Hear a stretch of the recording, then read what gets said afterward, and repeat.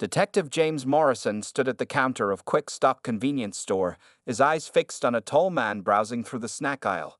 The man wore a gray hoodie and dark jeans, exactly matching the description of the armed robbery suspect from last night's incident at Peterson's liquor store.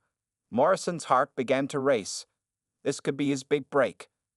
For 3 months now, Morrison had been trying to prove himself as the department's newest detective. At 32, he was one of the youngest to earn the badge, but his arrest numbers weren't impressive enough. His supervisor had been breathing down his neck about it all week. "This is my chance," he whispered to himself, unconsciously adjusting his holster. The suspect moved towards the refrigerator section, his back turned to Morrison. The detective noticed the man was about 6'2", athletic build, with short black hair visible under his hood. The description matched perfectly, too perfectly to ignore. Without waiting for his backup to arrive, Morrison approached the man. His hand rested on his weapon, ready for any sudden movements. The store's fluorescent lights flickered above, casting strange shadows across the empty aisles. "Sir, turn around slowly and keep your hands where I can see them," Morrison commanded, his voice firm but slightly shaky with adrenaline. The man froze. "Excuse me."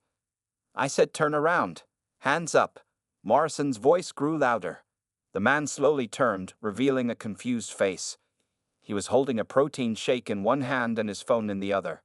"Officer, what's going on?" "Put those down." Slowly. Morrison drew his weapon, pointing it at the ground but ready to raise it if needed. The store clerk ducked behind the counter, while an elderly lady near the magazine rack hurried outside. "Listen, there must be some mistake," the man said calmly, placing his items on a nearby shelf. "I'm just getting some snacks after my gym session." Morrison wasn't listening. He'd made this mistake before, letting suspects talk their way out of situations. Not this time. "On your knees, hands behind your head." "This is ridiculous," the man protested but complied. "I haven't done anything wrong." Morrison moved quickly, roughly pulling the man's arms behind his back and cuffing him. The steel bracelets clicked shut with a satisfying snap. The police station buzzed with nervous energy as officers scrambled to handle the situation. Detective Morrison stood frozen, his face pale as paper, while Sergeant Thompson quickly removed the handcuffs from Michael Reynolds' wrists. "Can I get you some water, Mr. Reynolds?" Thompson asked, shooting an angry look at Morrison. Michael rubbed his wrists where the tight handcuffs had left red marks. "Coffee would be better," Michael replied calmly. "And perhaps someone could call the school where I teach to let them know I'll be late for my first class." Morrison felt sick to his stomach.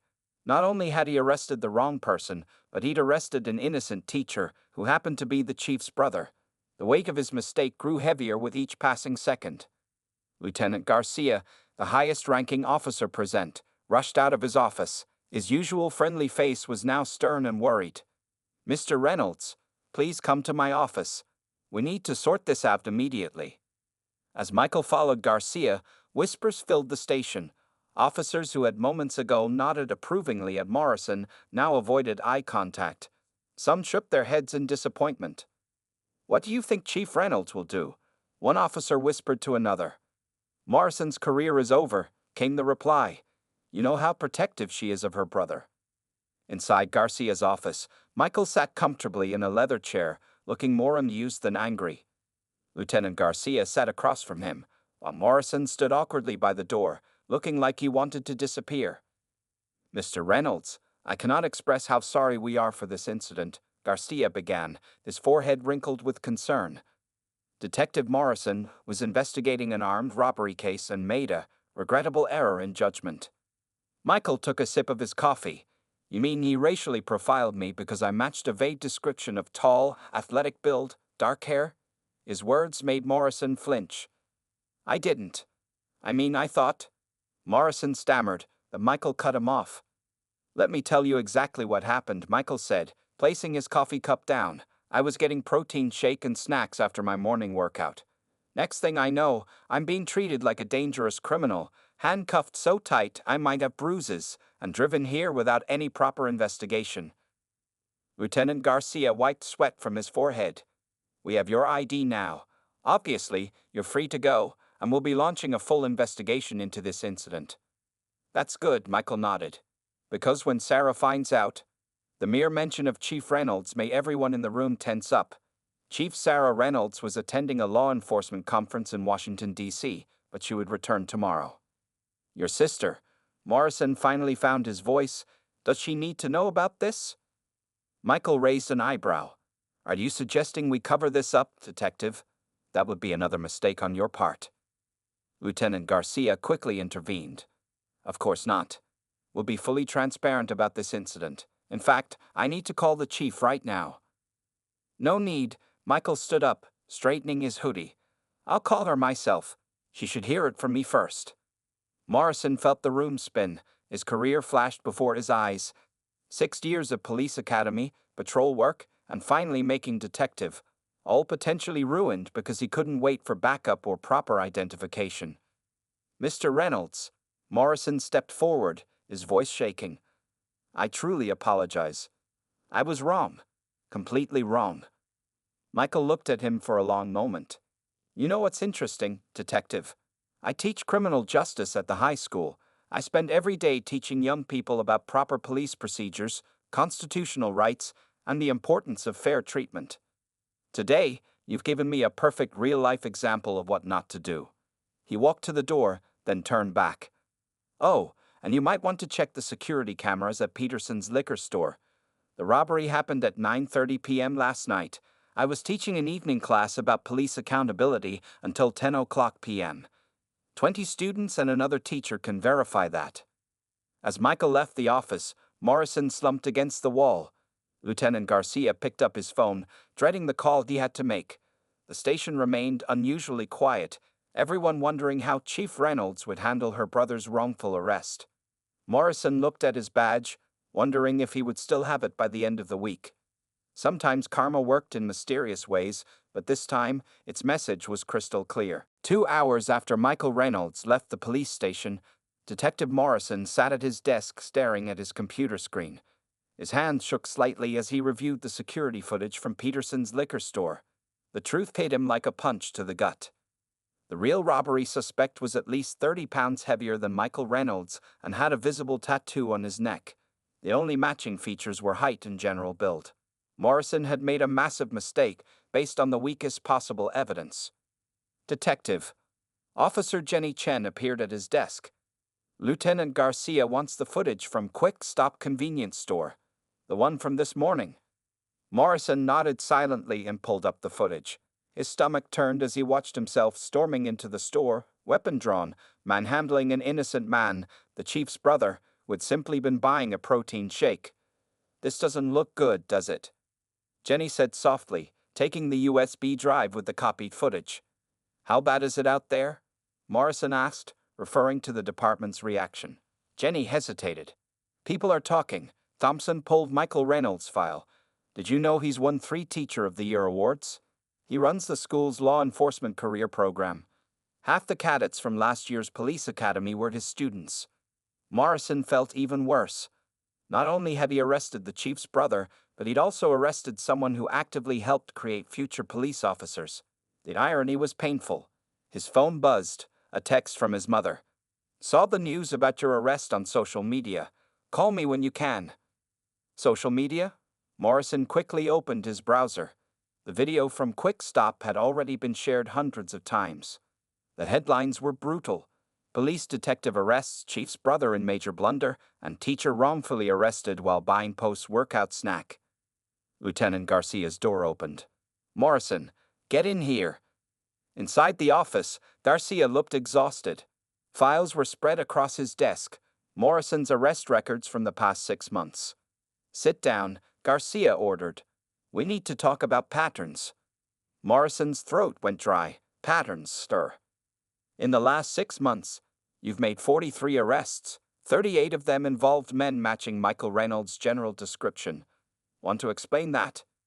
Aye, those were all legitimate arrests, Morrison defended weakly. Garcia threw a file on the desk. Really? Because 15 of those cases were dropped due to lack of evidence. 5 more are being reviewed right now.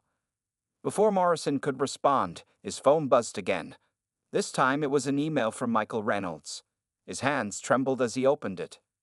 Detective Morrison. "I've attached security footage from my school showing me teaching class during last night's robbery. I've also attached student statements confirming my presence. I believe these will help clear up any confusion about my whereabouts. Additionally, I'm forwarding you my teaching schedule for the next month. I'd like to invite you to speak to my criminal justice class about proper arrest procedures and the importance of thorough investigation. Consider it a learning opportunity for everyone involved. Regards, Michael Reynolds." Morrison looked up at Garcia, who had already received the same email. "He's not pressing charges." "Not yet," Garcia replied, "but his sister." As if on cue, the office phone rang. Garcia put it on speaker. "Lieutenant." Chief Reynolds' voice filled the room. Her tone was ice cold. "I just watched some interesting footage from Quick Stop. I'm cutting my conference short. I'll be there in 4 hours." "Yes, Chief," Garcia responded. "And Morrison," she added, "don't leave the station. We need to have a long discussion about your future in this department." The line went dead. Morrison felt sweat rolling down his back.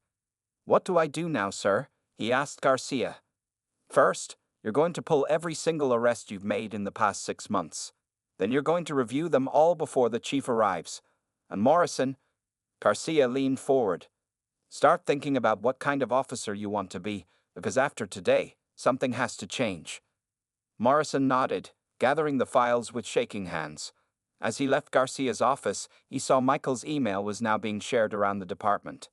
His colleagues' faces showed a mix of anger, disappointment, and pity. The next 4 hours would be the longest of his career, and he knew that when Chief Reynolds arrived, his whole world would change forever. At exactly 4:30 p.m., Chief Sarah Reynolds walked into the police station. The usual buzz of activity instantly died. Officers who normally greeted her warmly now stood frozen, watching as she strode through the building, her face set like stone. She hadn't even stopped at home to change, still wearing her conference clothes, a dark blue suit, and sensible heels. She carried herself with the kind of calm that everyone knew meant trouble. The click of her heels against the floor echoed through the silent station. "Lieutenant Garcia, Detective Morrison," she called out, her voice steady. "My office. Now." As Morrison stood to follow Garcia, Officer Chen quietly whispered, "Good luck." Morrison needed more than luck, and he knew it. Inside the chief's office, Reynolds took her time settling into her chair. She placed her phone on the desk, showing the viral video of her brother's arrest. The footage played silently, showing Morrison roughly handcuffing Michael. "Sit," she finally said, pointing to the chairs in front of her desk. Morrison sat, feeling like a schoolboy about to be punished. Garcia took the other chair, his face grim. "I spent 2 hours on the phone during my drive back," Chief Reynolds began, her voice eerily calm. "First with the mayor, then with the police commissioner, and finally with my brother." She paused, letting the silence grow uncomfortable. "Michael, being Michael, wants to turn this into a teaching moment." She looked directly at Morrison. "Do you know what he told me?" Morrison shook his head. "He said, 'Sarah, this is exactly why I teach criminal justice. To prevent future officers from making these mistakes." She leaned forward. "But here's the interesting part, Detective. You're not a future officer. You're a detective with 6 years of experience." She opened a folder on her desk. "I also spoke with Internal Affairs. They're very interested in your arrest record." Morrison felt his career slipping away with each word, but Chief Reynolds wasn't finished. "Let me tell you about my brother," she continued. "Every morning, he goes to the gym at 5 a.m. Then he stops at Quick Stop for his protein shake and snacks. He's done this for 5 years. The store owner knows him. The regular customers know him. A simple conversation with anyone there would have told you this." "Chief, Morrison started. "I'm not finished," she cut him off. "Last night, while you were suspecting him of armed robbery, he was teaching 20 students about proper police procedures. The irony would be funny if it weren't so disturbing." Lieutenant Garcia shifted uncomfortably in his chair. Now, Reynolds stood up, walking to her office window. "Here's what's going to happen. Internal Affairs will conduct a full investigation of your past arrests. Until then, you're suspended with pay." Morrison felt a small relief. At least he wasn't fired immediately. "But," she turned back to face him, "that's not all. My brother has made an interesting proposal. She picked up another paper from her desk. He wants you to attend his criminal justice classes twice a week during your suspension. You'll share your experience, including this incident, with his students. You'll learn from him about proper procedures, racial profiling, and community relations. Morrison blinked in surprise. He wants me to learn, Reynolds finished, and to teach others what not to do. It's either that or I recommend immediate termination to the review board. The choice was clear. Morrison nodded quickly. I'll do it, Chief. The classes, I mean. Good. She sat back down. Because Michael thinks you can learn from this, and despite everything, I trust my brother's judgment. She looked at Garcia. Lieutenant, implement immediate refresher training for all officers on arrest procedures. I want body camera reviews daily, and any arrest without proper probable cause will result in immediate suspension. Is that clear? Yes, Chief, Garcia replied firmly. Now get out, both of you. She turned to her computer. Oh, and Morrison. He stopped at the door. Yes, Chief? My brother has more faith in you than I do right now. Don't make him regret it. As they left the office, Morrison felt both relieved and terrified. His career hung by a thread, saved only by the surprising mercy of the man he had wrongly arrested. The real test was just beginning. 1 week into the internal investigation, Detective Sarah Miller from Internal Affairs sat in a small conference room, surrounded by stacks of files. Each file represented an arrest made by Detective Morrison over the past 6 months. What she found made her blood run cold. This can't be a coincidence, she muttered, marking another troubling pattern in her notebook. The evidence was becoming clearer with each file she reviewed. A knock on the door interrupted her thoughts. Chief Reynolds entered, looking tired but determined. Tell me what you found, the chief said, taking a seat across from Miller. Detective Miller spread out several files. It's worse than we thought, Chief. Morrison's arrest pattern shows clear bias. Out of his last 50 arrests, 42 suspects matched your brother's general description. Tall, athletic build, dark hair. She pulled out more papers. But here's where it gets interesting. 30 of these cases were dropped due to lack of evidence. The suspects were released within 24 hours. Chief Reynolds' face darkened. And nobody noticed this pattern before. That's another problem, Miller replied, opening another folder. Several officers filed complaints about Morrison's aggressive arrest tactics. All these complaints went to Sergeant Brooks. Brooks? Chief Reynolds frowned. Where are these complaints now? Miller's expression turned grim. Buried. Brooks marked them all as resolved without investigation. He and Morrison graduated from the academy together. Just then, Officer Chen knocked and entered with a USB drive. Chief, you need to see this. We found security footage from other arrests Morrison made. They plugged the drive into a laptop. The footage showed multiple incidents. Morrison approaching men who matched the same description, using aggressive tactics, making arrests without clear probable cause. Look at the timestamps, Officer Chen pointed out. Most of these arrests happened during his night shifts. The suspects were released by morning shift, before you would see the reports. Chief Reynolds stood up, pacing the room. So Morrison made questionable arrests, and Brooks covered for him. Who else was involved? Miller checked her notes. 3 other officers regularly backed up Morrison during these arrests. All worked under Brooks. A pattern of harassment hidden by friendly supervision, Chief Reynolds said, her voice hard. No wonder my brother's arrest went viral. It finally exposed everything. Officer Chen handed over more files. There's more, Chief. We found complaint letters from community members. Many described similar experiences, being stopped, searched, and sometimes arrested while doing normal activities. Shopping, jogging, leaving the gym. Just like Michael. Chief Reynolds finished.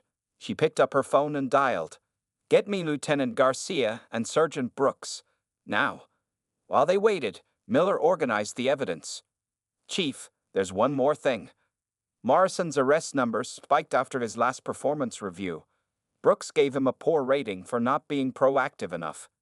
Minutes later, Lieutenant Garcia arrived alone. Chief, Brooks called in sick today. Sick? Chief Reynolds raised an eyebrow. Or running. Garcia looked uncomfortable. His desk has been cleared out. Personal items gone. The room fell silent as the implications sank in. Brooks knew they would discover his role in covering up Morrison's actions. Chen, Chief Reynolds ordered, put out an alert for Brooks. I want him found. She turned to Miller. How long will it take to complete the full investigation? 2 more weeks, Miller replied. We need to interview all the affected individuals, gather more evidence. You have 1 week, Chief Reynolds interrupted. The community deserves answers sooner than that. She stood at the window, watching officers in the parking lot below. My brother's wrong arrest exposed something much bigger, a system that allowed prejudice to hide behind badges and paperwork. Looking back at the room, she made quick decisions. Garcia, suspend the 3 officers who worked with Morrison pending investigation. Miller, I want daily updates on your findings. Chen, work with community relations to reach out to everyone who filed complaints. As they moved to leave, Chief Reynolds added, and someone get me Morrison's current location. It's time he learned exactly what his actions were part of. The room emptied quickly, leaving Chief Reynolds alone with the files. She picked up a complaint letter, reading it slowly. Her brother's arrest hadn't just exposed one detective's mistake, it had cracked open a deeper problem in her department. The real work was just beginning. The department meeting room had never been so full. Every available officer sat quietly, waiting for Chief Reynolds to begin. At the front of the room, a large screen showed pictures and data from the internal investigation. Detective Morrison sat in the front row, looking pale and uncomfortable. Chief Reynolds stood at the podium, her face serious. Today, we're going to talk about trust. Trust that was broken, lives that were affected, and changes that must happen.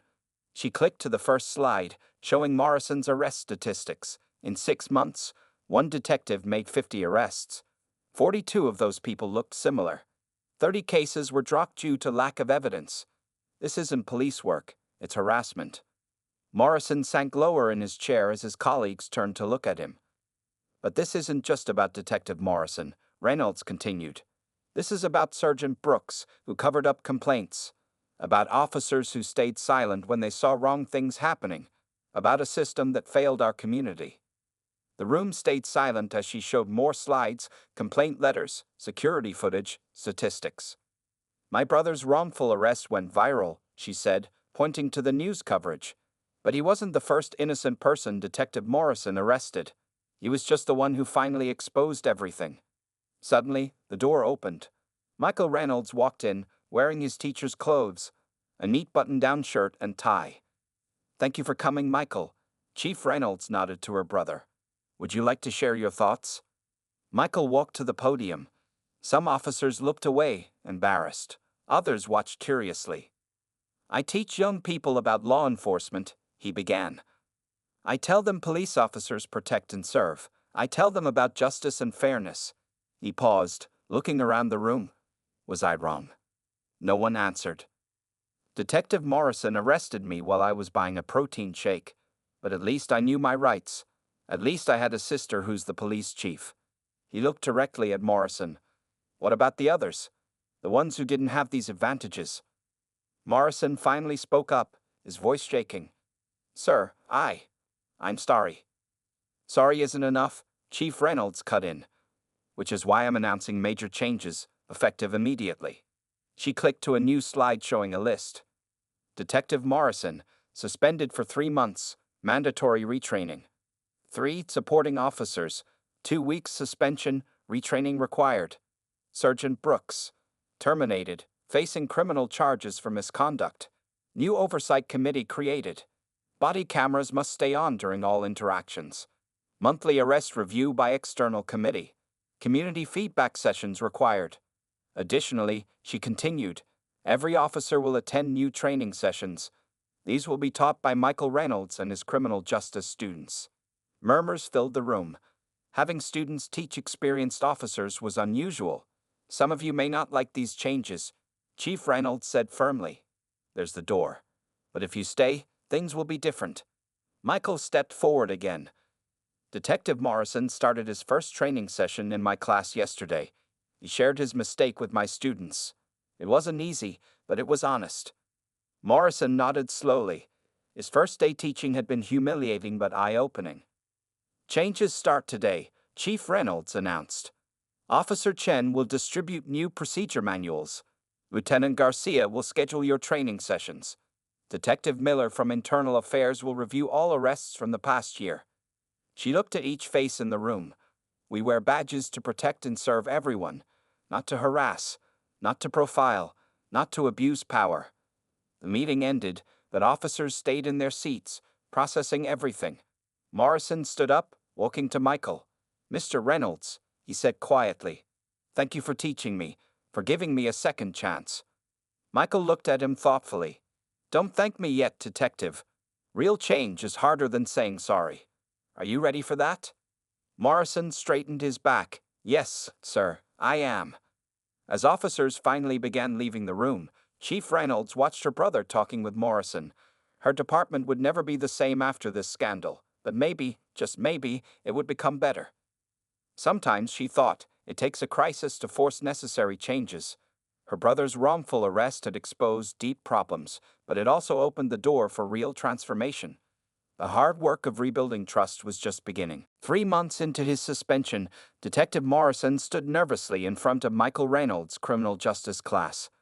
Gone was his usual confident stance, replaced by a humbler presence. Today marked his 30th session teaching students, but this one felt different. Today, Michael announced to his class, "Detective Morrison will share something new. Something that happened yesterday at the community meeting." 25 students leaned forward in their seats. They had grown used to Morrison's presence, watching his transformation from a defensive, angry officer to someone who was slowly learning and changing.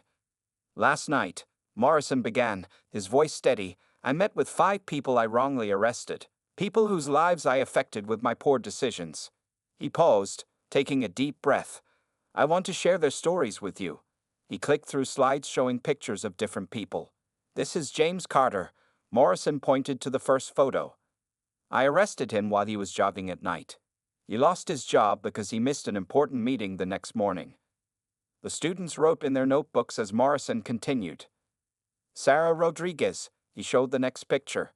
"I arrested her brother outside their family store. Their business lost customers because people were afraid to shop there after the arrest." Michael watched from the back of the room, nodding encouragingly. The hardest part wasn't facing their anger, Morrison admitted. It was seeing their fear. These people now fear the police. Fear people like me who should protect them. A student raised her hand. "Detective, how did they react when you apologized?" Morrison smiled sadly. "They didn't trust me at first, but then something amazing happened. Mr. Reynolds stood up and shared my story. How I've been teaching here, learning from my mistakes, trying to change."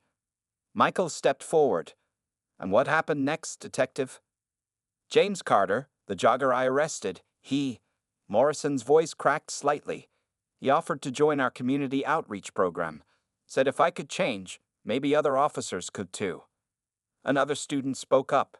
"Is that why you're wearing a community liaison badge now?"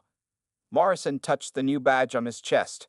Chief Reynolds had created a special unit for community relations, and yesterday, she'd surprised him by making him part of it.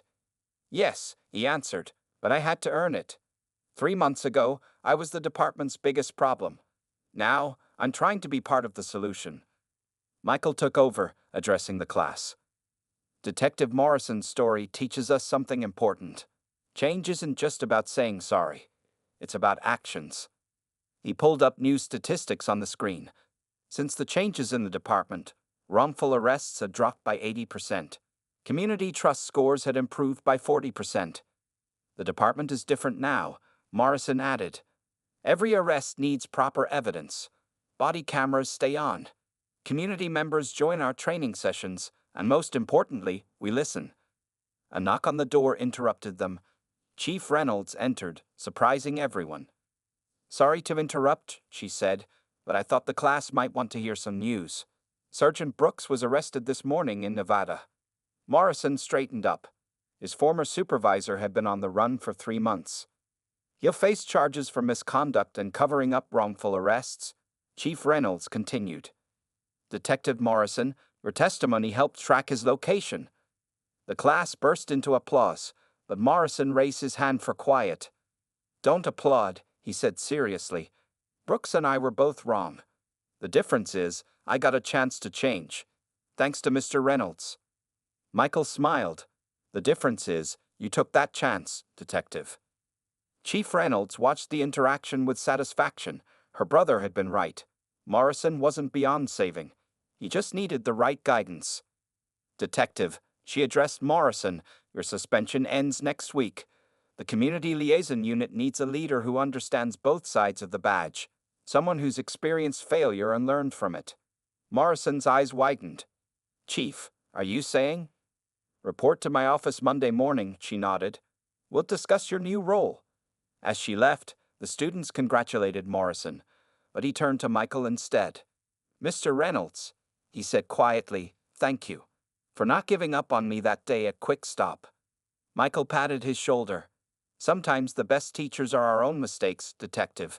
You just have to be brave enough to learn from them."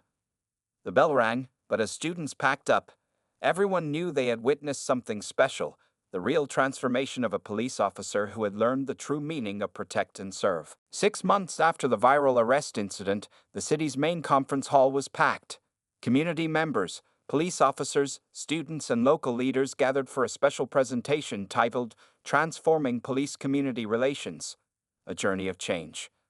On stage sat Detective Morrison, now wearing his new Community Liaison Unit leader badge, alongside Michael Reynolds and Chief Sarah Reynolds. The atmosphere was different from the tense days following the wrongful arrest. There was hope in the air. "Ladies and gentlemen," Michael began, standing at the podium, "6 months ago, I was wrongly arrested while buying a protein shake. A few people chuckled, remembering the viral video. Today, I'm here to share how that moment changed not just one officer, but an entire police department." He gestured to the screen behind him, showing statistics. Wrongful arrests down 90%. Community trust up 75%. Officer complaints reduced by 85%. Community participation in police programs increased by 200%. Chief Reynolds took the microphone next. "When my brother was arrested, I was angry. I wanted to fire Detective Morrison immediately." She looked at Morrison with a slight smile. "I'm glad I listened to my brother instead." Morrison walked to the podium, his steps confident but humble. The audience hushed. Many recognized him from the viral video. "6 months ago, I was the department's biggest problem," he began. "Today, I lead the Community Liaison Unit. But this isn't about me.